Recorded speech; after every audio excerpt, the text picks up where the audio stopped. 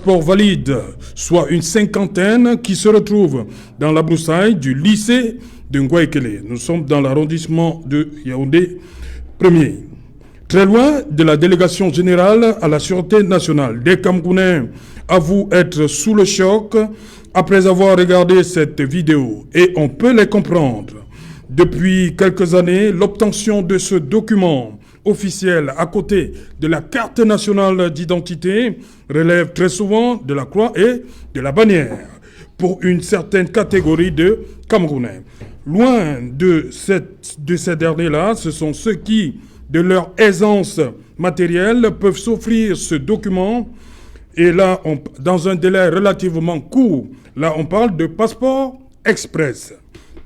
Alors que la haute hiérarchie de la police s'évertue à faire comprendre aux Camerounais que dans les tout prochains jours, l'établissement de ces deux documents va se faire dans un délai relativement raisonnable.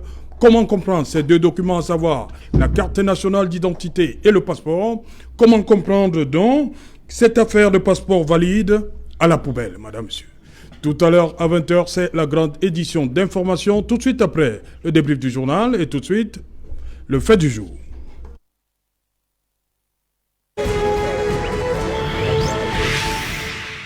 Des passeports à la poubelle, comment et pourquoi? Pour en parler, nous avons invité en plateau Fabrice Leda. Fabrice, good evening. Good evening. Welcome. Yeah, good evening, Sir Sech. Good evening to all the viewers of Equinox Swap program, and good evening to all the Cameroonians watching in Bamenda, in Boya, in Limbe, in Mafe, and to all the militants of Popular Action Party in Yaoundé.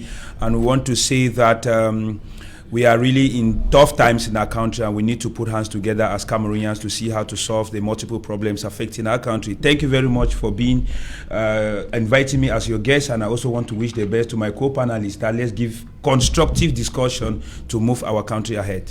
Bonsoir Eric Pelab. Bonsoir Serge Alain, bonsoir à vos nombreux téléspectateurs, bonsoir à mes co-panélistes. Et permettez-moi d'avoir une pensée pour les morts qu'on a eus au niveau de Tchang, parce que c'est une zone dans laquelle je travaille. Oui. On a été sous le choc, surtout qu'on avait une activité avec le maire le lendemain et il n'a pas pu honorer à cette activité parce qu'il y a eu cet accident qui a eu lieu. Ok, merci. Bonsoir Serge Mébikoy. Bonsoir Serge Alain. Bienvenue à Douala. Merci bien.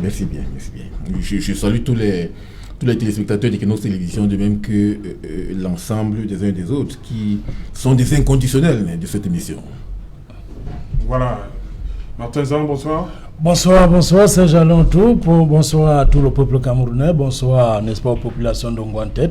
Et comme il s'agit, n'est-ce pas, on parle des policiers, je rendrai hommage à M. Etienne Lenoir et Bali Bindoumou qui fut commissaire spécial de la police camerounaise. Monsieur Serge Alain, bonsoir. Voilà, merci, bienvenue. Je crois qu'on aura, lorsque la technique va nous permettre, on aura quelqu'un, celui-là, qui a permis aux Camerounais de voir ce qui s'est passé ce jour-là du côté de Ngouaïkele. Serge Mébikoy, vous avez reçu cette vidéo quand? Quel a été votre sentiment? J'ai reçu cette vidéo hier dans l'après-midi.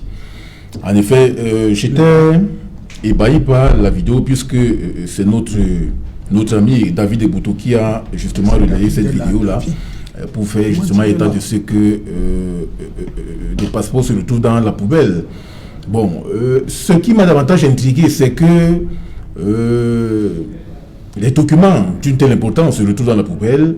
Et à ce niveau, on peut davantage formuler un ensemble de questionnements. C'est vrai que le récit des faits a été relaté par le récit des faits a été justement présenté par David Ebouto à la suite pour justement faire savoir que l'officier de police qui avait ses passeports dans le véhicule a été victime d'un braquage, d'une agression, notamment lorsqu'il allait justement à la mise en bière.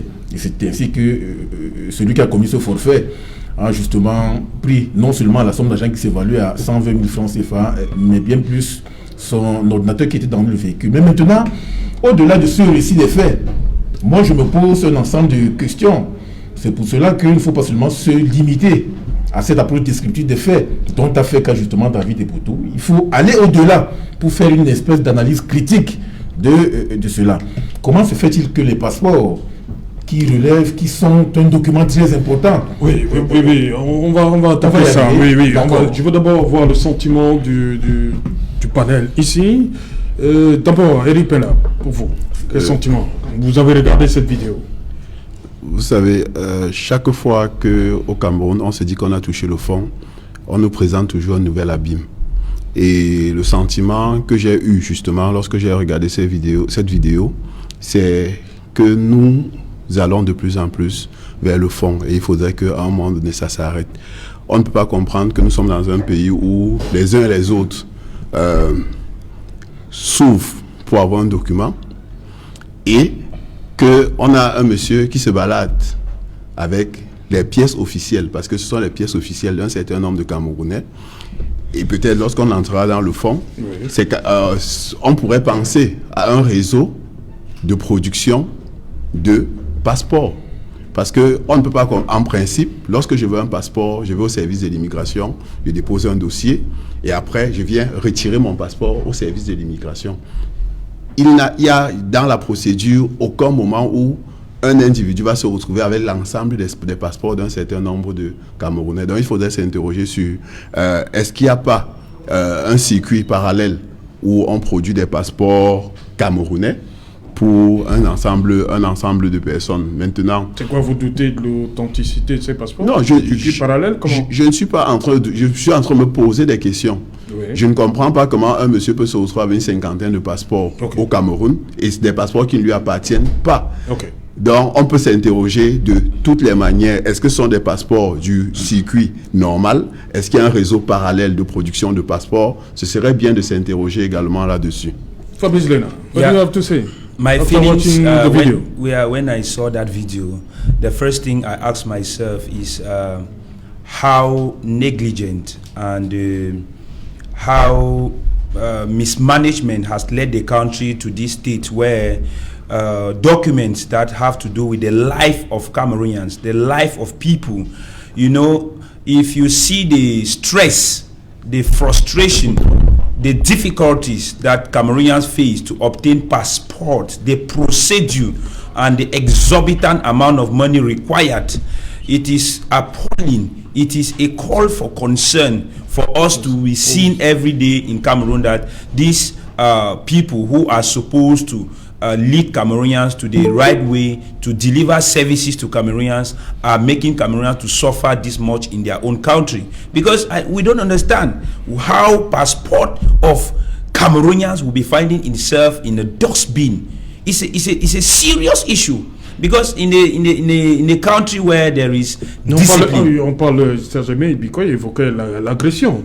Yeah, c'est un peu comme lorsqu'on vous agresse, if they say aggression, Serge, how will those bandits come to be attacking you and you are having personal properties of Cameroonians in your private car? That's a question mark. Even if it is a state car, why will you take properties of Cameroonians and walk around with it as if it were your? Because in a serious context, we should be talking of not only sanction and dismissal, but serious reprimand with rigor of that individual first, and then the whole delegation of national security in charge of production of passports.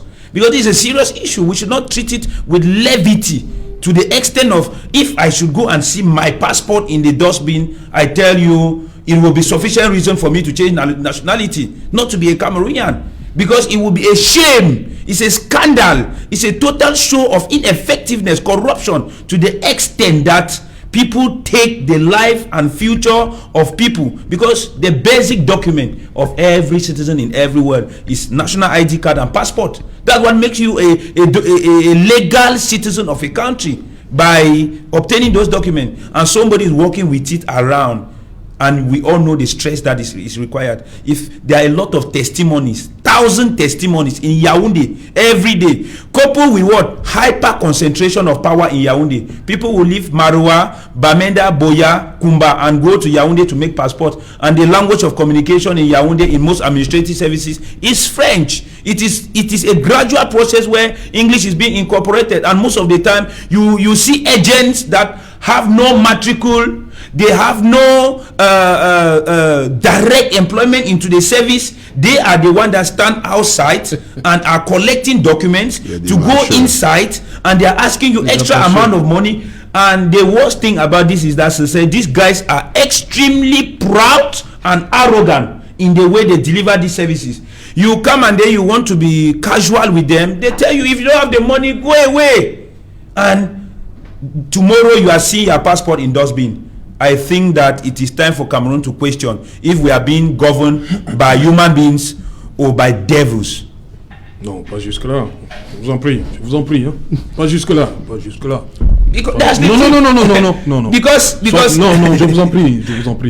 Nous sommes là pour éduquer la population. Les Camerounais veulent comprendre. Non, ne versez pas dans... Non, je suis pas d'accord. I understand. Martin Zan, vous avez regardé cette vidéo? Oui, je l'ai vu. Quel est votre sentiment? Je suis très déçu. Mettez-vous à la place de ces Camerounais-là, l'un des... Oui. Comment vous serez senti? Heureusement que David Eboutou n'a pas donné de nom. Hein. Si c'était votre nom se retrouvait parmi ceux-là.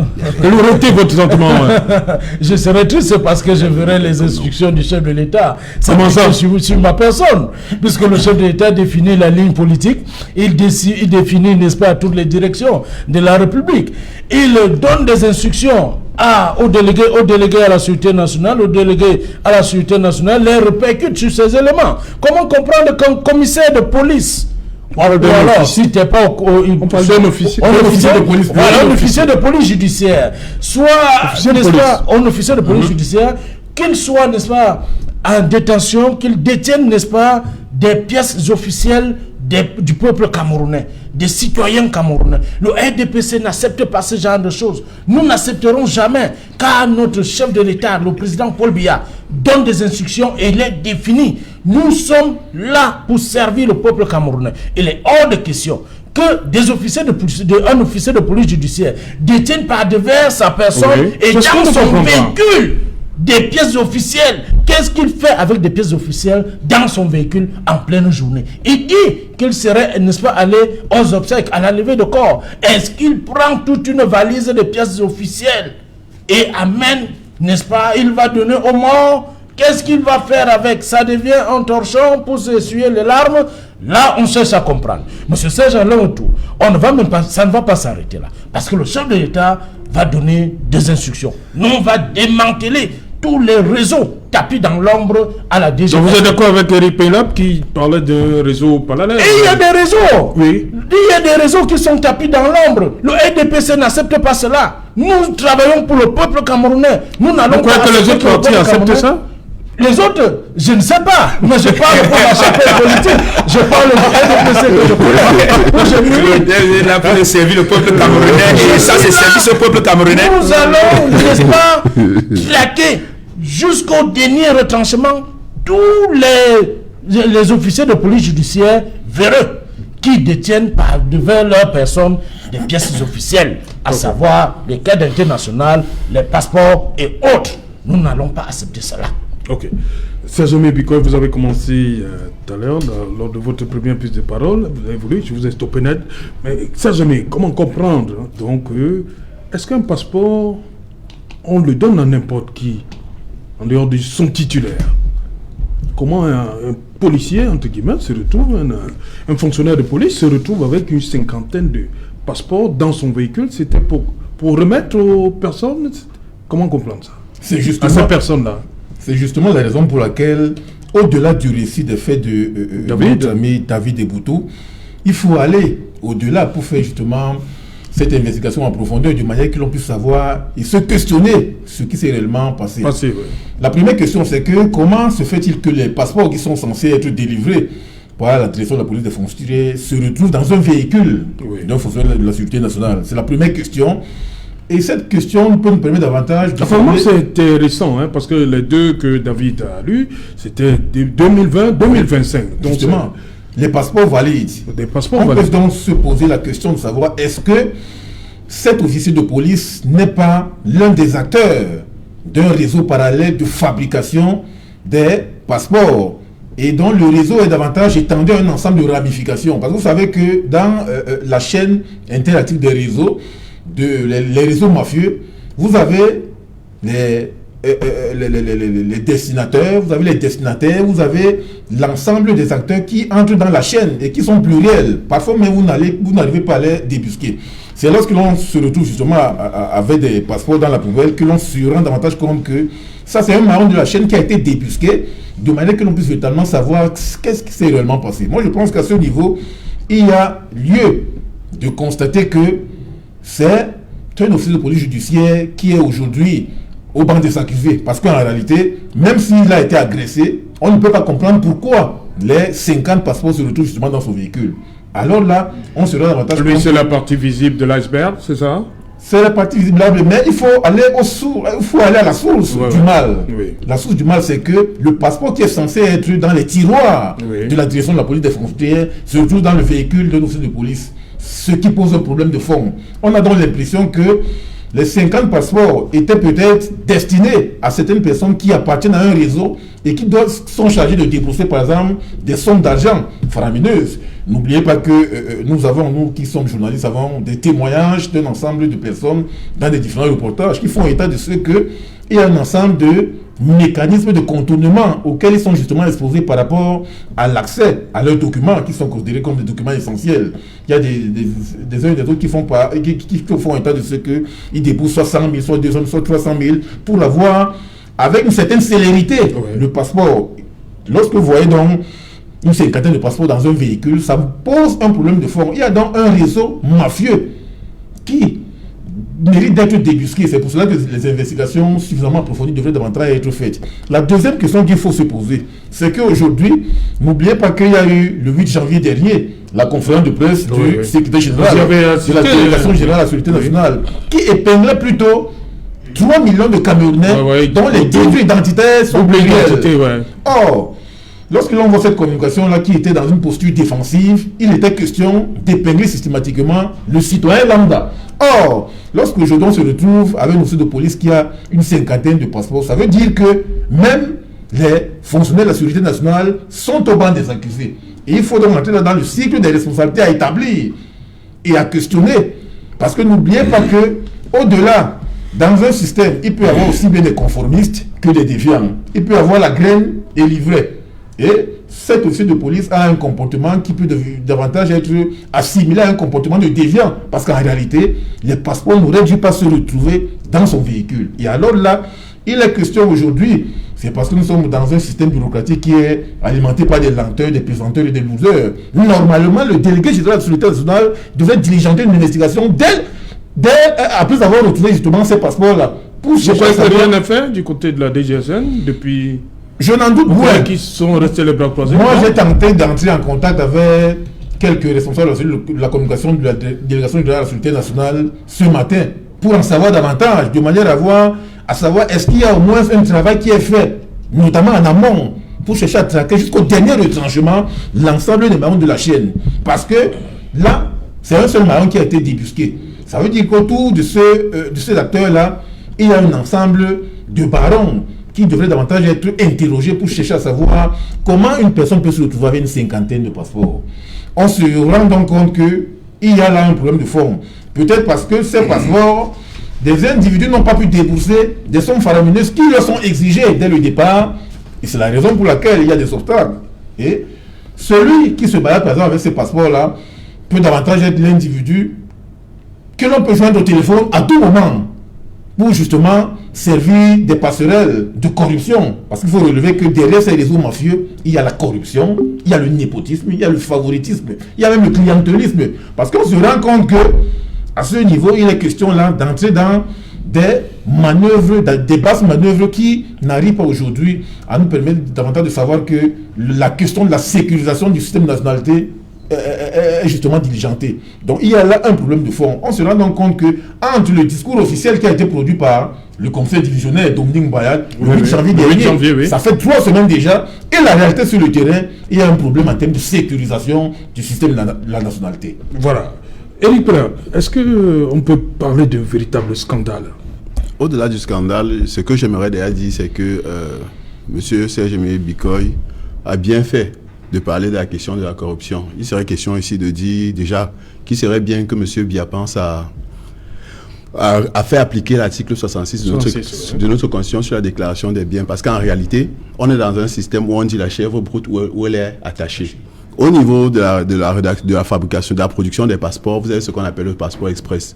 Et le délégué général à la Sécurité nationale... Non, ils ont battu, ils disent non, que justement, ça n'existe pas, ouais, s'il vous plaît, justement, le délégué général à la Sécurité nationale est sorti pour dire aux Camerounais que le passeport express n'existe pas. En réalité, tous les passeports suivent la même procédure. Sauf que dans la logique de passeport express, vous déboursez plus que ce que l'État a prévu. C'est-à-dire que les 75 000 francs de timbre, vous devez les donner, mais en plus, vous devez donner 60, 150 en fonction du réseau que vous allez rencontrer. C'était l'urgence aussi. Oui. Non, justement, plus vous êtes pressé, voilà, plus vous allez voulu que ça marche vite et vous avez tendance à vouloir donner l'argent. Et on donne l'argent à qui? C'est aux fonctionnaires de la police. Il ne faudrait pas faire comme si on a une police qui est sainte. On va plus simple.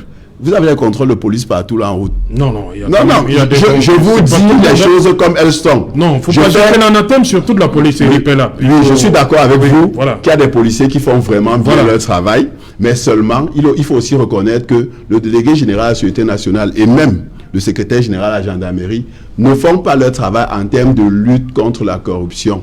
Prenez la ligne Douala, Bafoussam ou Douala, Yaoundé. Non, vous m'avez parlé de l'axe Tchang.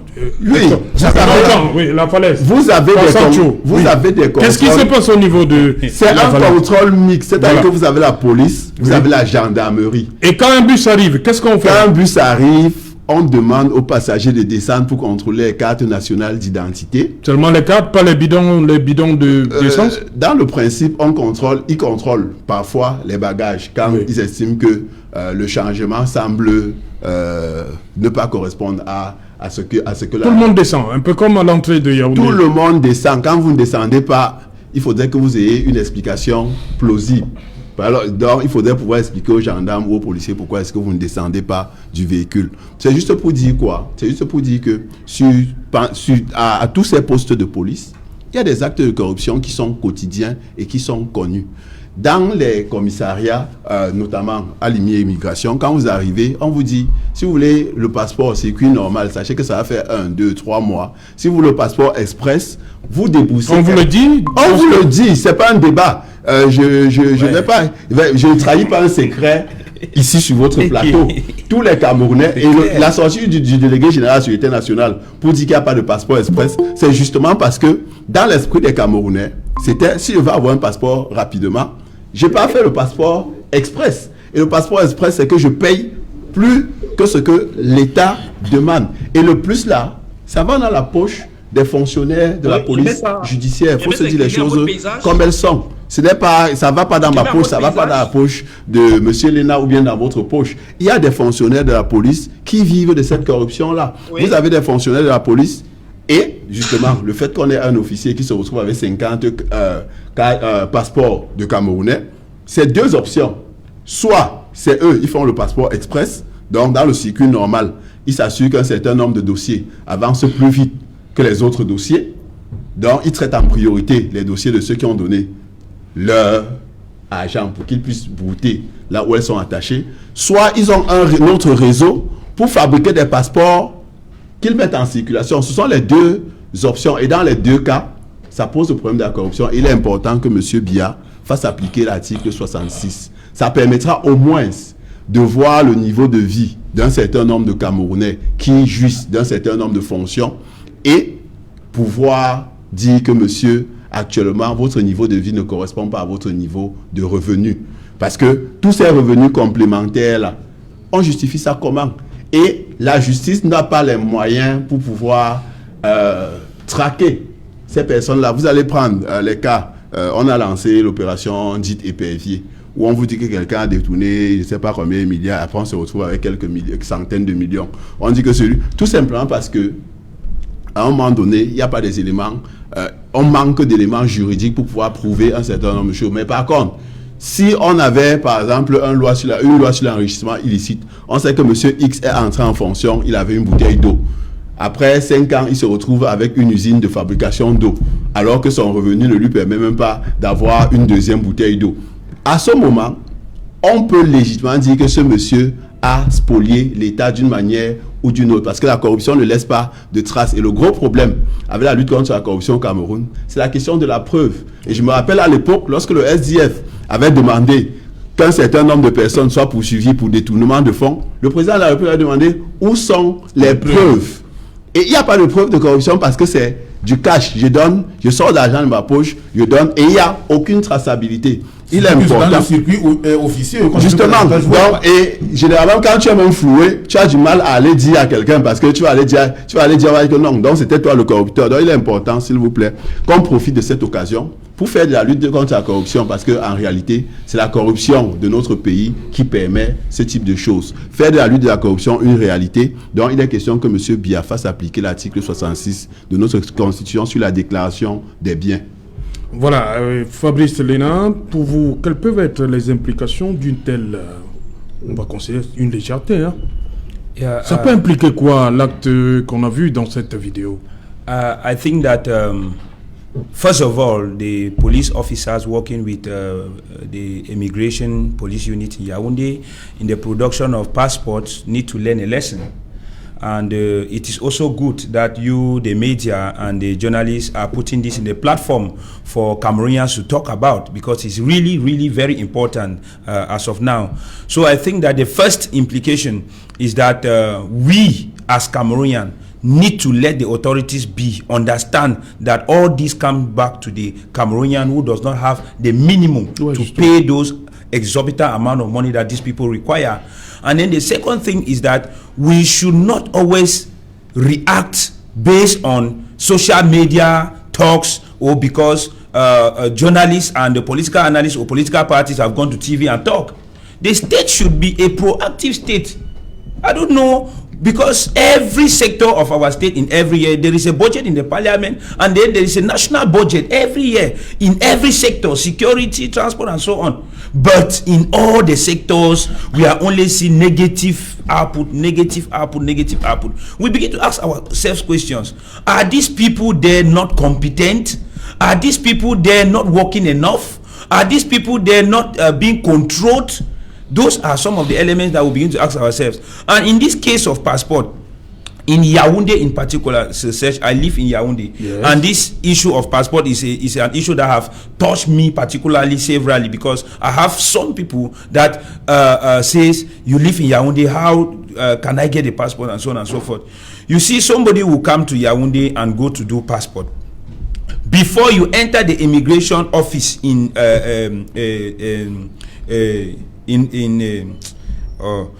Provence, before you enter the immigration office in Provence, there are some number of boys that are sitting outside. So many of them. Les démarcheurs. And those people have no matricule, they have no relation, they are not police officers. And then they are the one collecting your document to go and legalize it, put the stamps. They are the one that go inside. They tell you that if you want to follow this crowd that is outside here, be sure that you come here 2 days. Be sure that you will come 2 days. But if you want that I should make this process to go fast for you, you get it, I will make sure that you give me some small amount of money and then let me go and facilitate it. They are taking the money and going inside there. Police officers are there in different grades, and then they will come back and give you your own faster. They actually do it, come and give you faster than all the other people who are in the line, and then they will tell you that, qui est-ce qu'il faut condamner dans ce cas-là? At the end, listen to say, at the end they will tell you that, okay, do you want your passport to come out quickly or you want to follow normal procedure? You said that when the citizen will say, I would really have loved my passport to come back quickly, okay, if you want it to come in 3 days, 400,000, in 1 week, 250,000, in 2 months, and then you see that's the process. Then when you say that I don't really have money, I want it to come out in a normal time, they will say, I'm not sure that in a normal time, after 6 months you will come here, it will not still be out. So it's better for you to go and look for money. Okay. So that is the merci. On me signale David Eboutou déjà là. Bonsoir David. David Eboutou, bonsoir. Bonsoir Serge Alain, je ne sais pas si la qualité de l'écoute est bonne. Si vous pouvez me confirmer. Où se trouvent les 50 passeports en ce moment-ci? La cinquantaine de passeports que vous avez retrouvés du côté du lycée Ngouaikele. Où est-ce qu'ils se retrouvent en ce moment-ci? Vous m'entendez, Serge Alain? Allez-y. Alors, s'il faut vous répondre tout d'abord, je m'excuse pour le retard parce qu'il y a eu des soucis techniques. J'ai perdu un de mes frères ce matin et donc c'est au pas de course que je suis rentré parce que je fais partie de ceux qui doivent l'accompagner vers la cérémonie des obsèques qui aura lieu dans les prochains jours. Et donc, il y a que quand vous m'avez contacté, je n'étais pas dans la ville de Yaoundé, il aura fallu que je rentre urgemment pour rattraper. Alors, pour répondre à votre question de manière directe, les passeports en ce moment, pas la cinquantaine, parce qu'il se passe que des passeports qu'on a tous, c'est pour cela que je suis un peu embêté par tout ce que j'écoute là. Il y avait des couvertures de passeports qui étaient simplement des couvertures et dont on a découvert qu'à la réalité, il n'y avait pas d'informations à l'intérieur. Mais il y a d'autres passeports valides et les passeports valides, en réalité, c'est une quinzaine. C'est une quinzaine de passeports qui sont valides et qui, pour la plupart, expirent tous en 2025. Et vous demandez où sont les passeports en ce moment. Ces passeports, en ce moment, se trouvent à la direction de la police des frontières. On appelle là-bas la DPF. C'est un bâtiment qui se trouve à l'intérieur de l'enceinte du bâtiment de la délégation générale de la sécurité nationale. Donc, les passeports se trouvent entre les mains des responsables de la DPF, la direction de la police des frontières. David Eboutou, on va donc revenir sur les circonstances. Racontez-nous une fois de plus, pour ceux qui n'ont pas eu la chance de regarder cette vidéo, comment vous arrivez là, qu'est-ce qui s'est réellement passé? Merci de l'opportunité que vous me donnez de revenir sur cet épisode.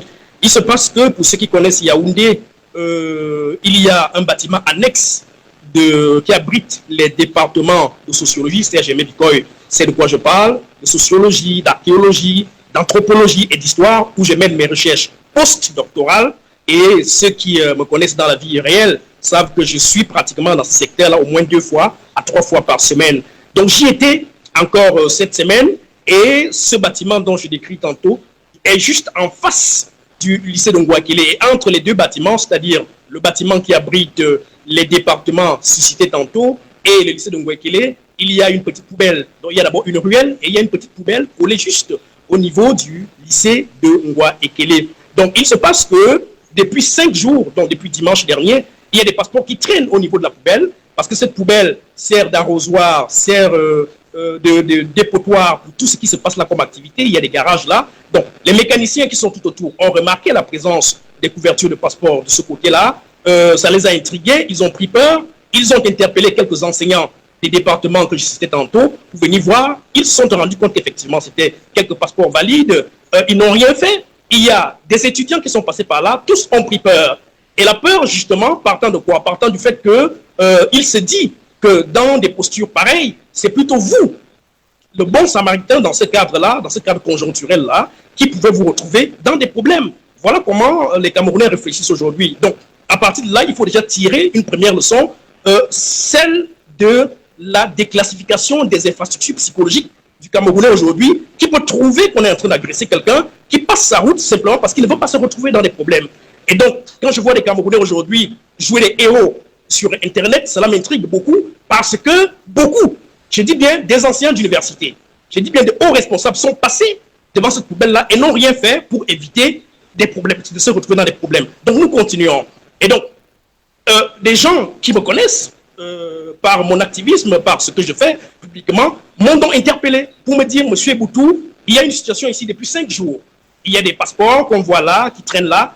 Qu'est-ce que vous pouvez faire? Qu'est-ce que vous pensez? Et tout de suite, on m'en a dissuadé, on m'a dit, ne faites rien, sinon c'est vous qui pourrez vous retrouver dans les problèmes demain, on pourrait vous taxer d'agresseur, je ne sais pas trop de quoi. Alors, ceux qui connaissent ma témérité savent que je ne m'arrête pas toujours à ces niveaux. Et donc, j'ai interpellé un gamin qui passait par là, je lui ai dit, apporte mon carton, essayons de regarder ce qui se passe à l'intérieur. Et c'est là que je lance la vidéo. Donc, je décide spontanément de faire une petite vidéo de moins de 2 minutes pour déjà garder la trace et interpeller si déjà l'opinion peut avoir des pistes de ce qui se passe. Et c'est ce que je fais. J'enregistre cette vidéo-là, je mets ces documents dans un carton et le temps que la vidéo circule, moins de 30 minutes après, je reçois un coup de fil de quelques commissaires de police de la délégation générale à la sûreté nationale qui me disent qu'il faille que je me retrouve de ce côté-là avec ces passeports et le badge qui était juste à côté. Et avec un ami chercheur au département, nous nous ramenons du côté de la DGSN et nous trouvons quelques fonctionnaires de police qui étaient là, qui attendaient. Et donc, on a passé l'état des différents passeports, on les a feuilletés. Ce qui était là, je crois qu'il y avait une quinzaine qui était valide. Il y a une quinzaine qui était valide. Et on les a regardés. Et à partir de là, on m'a présenté le monsieur qui avait le badge. Donc, le badge était à côté. C'est un monsieur qui est originaire du Nord-Ouest. C'est un anglophone. Et j'avais hâte de l'écouter. Il fallait bien qu'il me dise comment des passeports sur lui se retrouvent d'abord sur lui et comment ces passeports-là se retrouvent au niveau de la poubelle de Ngouaekele. Et ce qui se passe, c'est quoi? C'est que, voilà, le monsieur prend la parole sous l'interpellation de sa hiérarchie, un commissaire de police qui était avec lui, et le monsieur raconte qu'il a un rapport pour me permettre de croire à ce qu'il dit. Le jour où son véhicule a été cambriolé, il a fait un rapport à sa hiérarchie. Il m'a dit que ce rapport existe. Donc, ceux qui veulent plus d'informations peuvent se rapprocher du côté de la DPF, la police des frontières, au niveau de la délégation générale à la sécurité nationale, pour aller vérifier ces éléments-là. Donc, le monsieur dira qu'il a fait un rapport le jour où, effectivement, il était parti du centre de production des passeports pour la DPF en passant par une morgue où il devait assister à une levée de corps. Et c'est là où il m'a dit qu'en moins de 20 minutes, son véhicule a été cambriolé et le siège arrière, le sac qui était apposé sur le siège arrière a été emporté. Dans ce sac se trouvait un disque dur, un ordinateur et une somme de 120 000 francs, sans oublier les passeports. Voilà la version que monsieur nous sert en toute sérénité. Et donc, en me servant cette version-là, il se passe simplement que j'ai voulu en savoir un peu plus. Pourquoi le monsieur s'est retrouvé avec des passeports? Est-ce qu'il en a l'autorisation? Est-ce qu'il en a l'habilitation? On m'a fait comprendre que ce monsieur, et j'ai découvert l'expression, se fait appeler, en fait on les appelle là-bas des administrateurs policiers. J'ai suivi que sur le plateau là-bas chez vous, il y a quelqu'un qui s'y connaît dans les contournements de la police, donc il pourra nous dire ce que ça veut dire. Mais il paraît qu'un administrateur policier, c'est quelqu'un qui travaille au centre de production des passeports et qui de temps en temps peut se retrouver avec des passeports pour les transporter du côté de la police des frontières. Et donc ce monsieur anglophone-là, officier de police, c'est un administrateur policier. C'est ce qu'on m'a dit. Et que ce jour-là, il a justement mis des passeports dans le sac. Ces passeports sont retrouvés dans son véhicule. Et comme je racontais tantôt, en bifurquant dans une morgue, sa voiture s'est retrouvée cambriolée depuis au moins une semaine. Et les malfrats, dans mon récit que j'ai relaté dans la nuit de mon retour de la délégation générale à la sécurité nationale, je l'ai bien dit que certainement, ces malfrats qui nous agressent là-dedans, moi, il y a encore 2 semaines, j'en ai été victime, mes 2 téléphones sont partis, vous en êtes témoin. Et certainement, se sont retrouvés avec des documents, et ces documents qui semblaient encombrants pour eux, ils sont allés les balancer dans une poubelle. Ça, c'est les faits. Et donc, je ne veux pas rentrer dans le fond parce que j'imagine qu'il y a une enquête, c'est-à-dire que sur les propos de cet officier de police-là, pour déterminer jusqu'où, effectivement, il y a une certaine réalité dans les faits et dans le discours qu'il a tenu. Et c'est en cela, je pense que c'est le rôle de la police aujourd'hui. Mais ce que je viens de vous dire là, c'est ce qui est. Et j'imagine très bien qu'en ce moment, il y a un certain nombre de vérifications qui sont faites autour de cet officier de police-là, qui lui, en tant qu'individu, ne m'a pas intéressé. Ses collègues qui étaient là avec lui ont reçu la documentation officielle avec des charges que je les ai données, et puis moi j'ai tourné le dos. Donc, pour sortir pour cette phase ici, monsieur Serge Alain Otou, il faudrait quand même dire une chose. Je suis intrigué par le tollé et parfois les contournements que certains prennent souvent pour parler d'un fait précis qui, si ils avaient été à ma place, n'auraient pas agi comme je l'ai fait. Je dis que des enseignants d'université, des gens d'un certain niveau, des hauts responsables, un haut responsable de l'armée est venu se tenir derrière moi pendant que nous ramassions ces passeports-là et m'a même conseillé de ne pas le toucher, de ne pas les toucher parce que cela pourrait conduire à autre chose. On pourrait m'accuser d'être l'agresseur de ce policier-là. Voici comment l'infrastructure psychologique du Camerounais aujourd'hui se matérialise. Il faut déconstruire cette façon de faire. Et je ne crois pas que nous allons déconstruire cette façon de faire en tenant toujours des discours politiquement corrects où il faut soit accuser, absolument accuser, ou alors il faut absolument trouver le bouc émissaire. Je ne crois pas que cela nous avantage. Aujourd'hui, est-ce qu'il y a un acte de salubrité dans ce sens-là qui a été posé. Je crois que j'ai fait ma part et les autorités policières vont poursuivre dans ce sens-là pour comprendre avec les faits. Parce qu'il s'agit là des faits. Est-ce que, et je m'attendais à ce que l'un de vos panélistes pose cette question aujourd'hui en studio, est-ce qu'il y a eu par exemple un rapport le jour où le policier a été agressé, le jour où son véhicule a été cambriolé? Peut-on retrouver la trace écrite que ce monsieur a faite ce jour-là et qu'il a envoyé par exemple à sa hiérarchie pour dire que tel jour, à telle heure, j'étais victime d'un cambriolage et voici ce qui s'est passé. S'il y a ce document-là, voilà un début donc des vérités et ça peut nous permettre de poursuivre le raisonnement. Mais personne ne l'a dit et bon, je me dis, les Camerounais, chacun est libre de son opinion, mais les faits sont ce que je viens de vous dire. Merci beaucoup, David Deboto. Bonsoir, Boumyebel. Voilà, Martezan, vous avez suivi David Deboto. Il dit que l'officier de police en question, il est parti du centre où on produit le passeport pour la direction de la police des frontières qui est logée, nous connaissons bien ce bâtiment, ce service qui est logé à la DGSN. À la DGSN. Oui, il faudrait. Vous savez, en passant le commissaire Mézing, le commissaire principal. Effectivement. Le commissaire divisionnaire Mézing. Voilà. Il faudrait que cet officier de police judiciaire qui avait par devers sa personne de passeport nous prouve que c'est avec son véhicule personnel qu'il devrait transporter les 10 passeports. Parce que la police, la sûreté nationale a ses véhicules et a son moyen de transport des passeports, des pièces officielles. Par exemple, les pièces de CENI, c'est avec la Campos, je pense bien. Donc, si un officier de police judiciaire se retrouve avec des pièces officielles et il nous fait comprendre qu'il est allé les chercher au centre de production et pour amener au service, est-ce qu'il a suivi l'itinéraire? Est-ce que dans son itinéraire, il devait amener ses passeports à la morgue? Puis après la morgue, il se retrouve au service.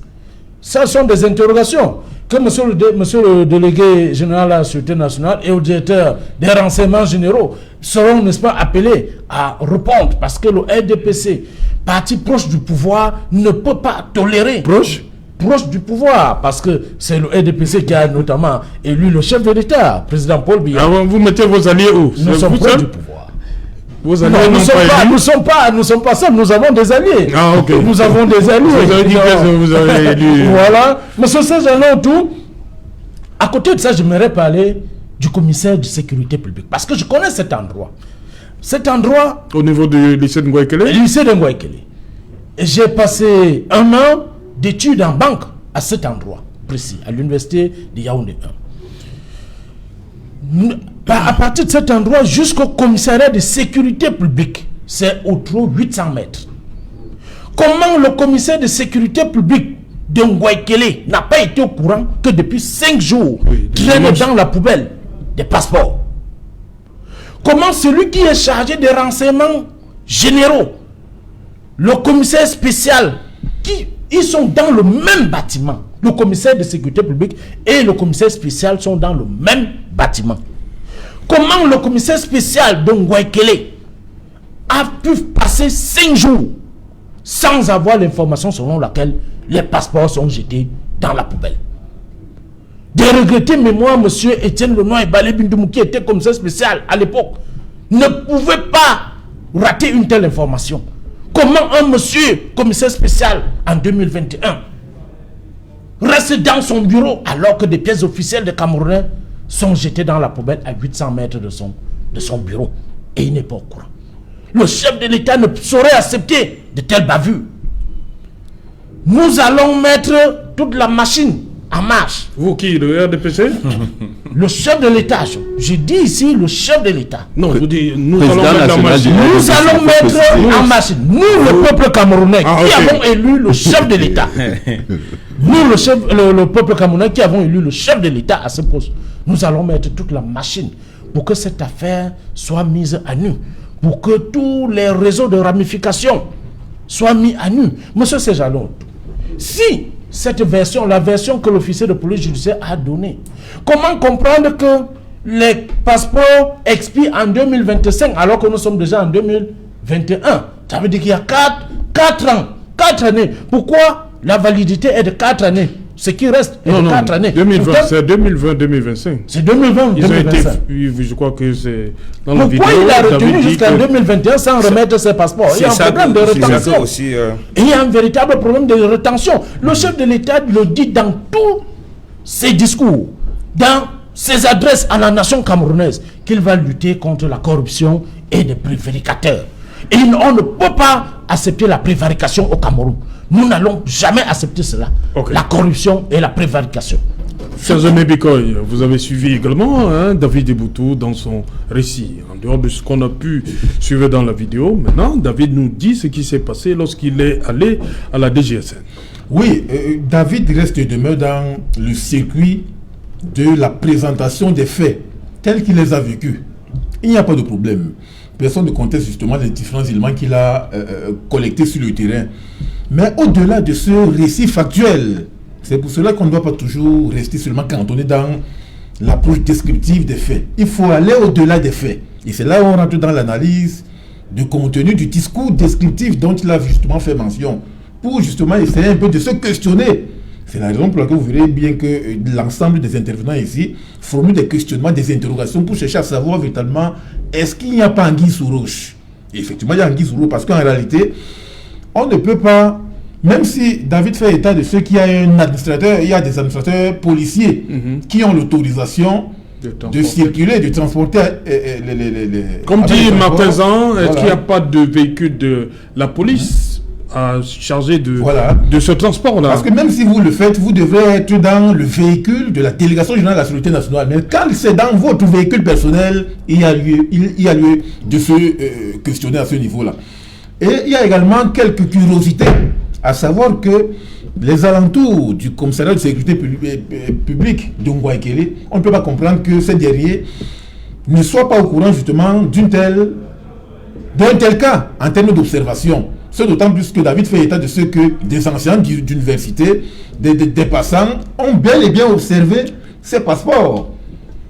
On aurait pu justement relayer l'information auprès du commissariat de sécurité publique. J'imagine bien que les renseignements devaient... Voilà pourquoi davantage Martin Zan poser- dit que le commissariat à côté là, il Oui. comment... À 800 L'information mètres de n'est cet pas arrivée à endroit. ce niveau. On peut donc Les aujourd'hui deux, le chercher à commissariat savoir spécial. comment cette défense du système de renseignement généraux n'arrive pas davantage à constater qu'il y a un problème de fond qui se pose. Parce que c'est vrai que les uns et les autres ont eu peur de récupérer ces Oui. passeports pour aller Et justement... ça, parce c'est qu'on ne sait pas à quelles conséquences on peut se trouver. Voilà, justement, Oui. David l'a Parce relevé. qu'on peut comprendre justement la mentalité individuelle des individus, la mentalité des individus. Celui qui vient avec l'information, Voilà. on dit, c'est lui l'agresseur. Exact. Donc, il y a ce problème-là. Et donc, moi, je pense qu'ici, là, il faut véritablement qu'il y ait des investigations approfondies de manière que l'on sache quel est l'itinéraire de celui-là qui est chargé d'avoir l'autorisation selon les contraintes de la Délégation générale de la sécurité nationale pour justement porter ces passeports-là. On ne peut pas comprendre que vous avez justement ce rôle-là, mais vous vous retrouvez à la morgue ou bien dans d'autres lieux qui sont inconnus. Si on n'avait pas retrouvé ces passeports-là, on ne saurait pas quels sont les différents itinéraires que ce fonctionnaire de la sécurité nationale devrait justement aborder. C'est pour cela qu'aujourd'hui, il y a lieu de s'interroger. Au-delà du discours officiel qui est produit par des administrateurs ou bien des fonctionnaires de la sécurité nationale, il faut justement comprendre qu'au-delà de cela, il y a des circuits parallèles qui se construisent et qu'il faut également remettre sur la table en termes de réflexion. Ok, Fabrice Léna, d'abord. Yeah, I think Au niveau du transport des documents. yes, on the transport of C'est ça qui intrigue un peu. yes, on public document, I think there's a serious problem. A serious problem because a public administrator, a public police administrator at the service of the people have some logistics at his disposal, which is the car that is always accompanied by protection. And we don't understand how a police officer will use his private car to go and deliver Ok, on va passports. continuer parce que c'est dans un instant le 20h de ce vendredi. Et avant cela, une page de pub. On se retrouve après pour Equinox Soir, deuxième partie. Ces conseils vous sont offerts par l'Union camerounaise de brasserie, UCB. Manjimali bona na nyambe akoro